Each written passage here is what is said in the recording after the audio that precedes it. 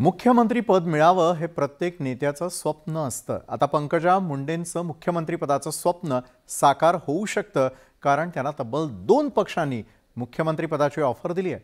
शिवसेना आणि ठाकरे गटही पंकजा मुंडेंनी त्यांच्या पक्षात प्रवेश केल्यास स्वागताची भूमिका घेतलेली पाहायला मिळते। पाहूयात याच संदर्भातला आमचा विशेष रिपोर्ट। 2 पक्ष एक ऑफर। 2 पक्षांकडून पंकजा मुंडेंची स्वप्नपूर्ती। जनतेच्या मनातील ते प्रत्यक्षातल्या मुख्यमंत्री। बीआरएस आणि एमआयएम सीएम पदासाठी तत्पर। भाजपच्या नेत्या पंकजा मुंडे यांना बीआरएस आणि एमआयएमनं मुख्यमंत्री पदाची ऑफर दिली आहे। राज्यात पक्षाचा विस्तार करण्यासाठी बीआरएसचे जोरदार प्रयत्न सुरू आहेत। मात्र बीआरएसकडे मतदारांना आकृष्ट करणारा एकही राज्यस्तरीय नेता नसल्यानं त्यांनी पंकजा मुंडे यांना थेट ऑफर दिली आहे।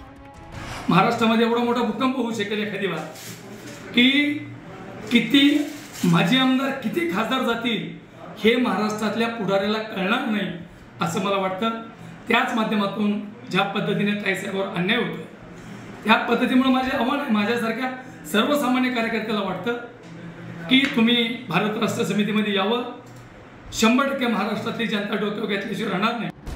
बीआरएसनं पंकजा मुंडे यांना मुख्यमंत्री पदाची ऑफर दिली, मात्र एमआयएमनं तर 2 वर्षांपूर्वीच पंकजा यांना मुख्यमंत्री पदाची ऑफर दिली होती असं खुद्द ओवैसी यांनी म्हटलंय। पंकजा मुंडे को तो 2 साल पहले इम्तियाज साहब बोले थे,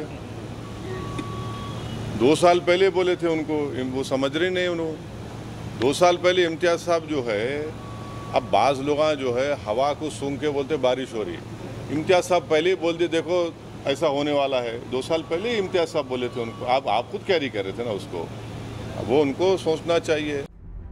बीआरएस आणि एमआयएमनं पंकजा मुंडे यांनी दिलेल्या ऑफरवर भाजपचं काय म्हणणं आहे, पाहूयात स्वतः प्रदेशाध्यक्षांची प्रतिक्रिया। पंकजाताई स्वर्गीय गोपीनाथ मुंडे साहेबांच्या सावलीखाली वाढलेल्या आहेत, त्यांच्या रक्तात कमळ आहे। त्या भारतीय जनता पार्टीच्या नेत्या आहेत, त्या कधी हा एमआयएमचा बीआरएसचा विचार करू शकत नाही हो। पंकजाताईबद्दल मी 1,00,000% सांगतो, कोणी असा प्रयत्न केलाय असेल तरी त्या प्रयत्नात कधी या पंकजाताई तोंडाकडे पाहत नाही। शिवसेना उद्धव बाळासाहेब ठाकरे गटाच्या नेत्यांनी सुद्धा त्यांच्या पक्षात आल्यास पंकजा मुंडे यांचं स्वागतच असल्याचं आधीपासूनच जाहीर केलंय।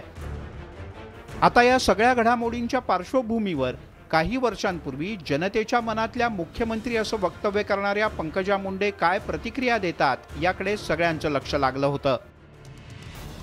पंकजा मुंडे यांना दोन्ही पक्षांनी थेट मुख्यमंत्री पदाची ऑफर दिली आहे, तर या पक्षांनी त्यांच्यासाठी जणू पायघड्याच घातले आहेत। त्यामुळे जनतेच्या मनातल्या मुख्यमंत्री असं म्हणवणाऱ्या पंकजा मुंडे प्रत्यक्षातही मुख्यमंत्री होतील का या प्रश्नाचं उत्तर येणारा काळच देईल। Bureau report, news 18 Lokmat.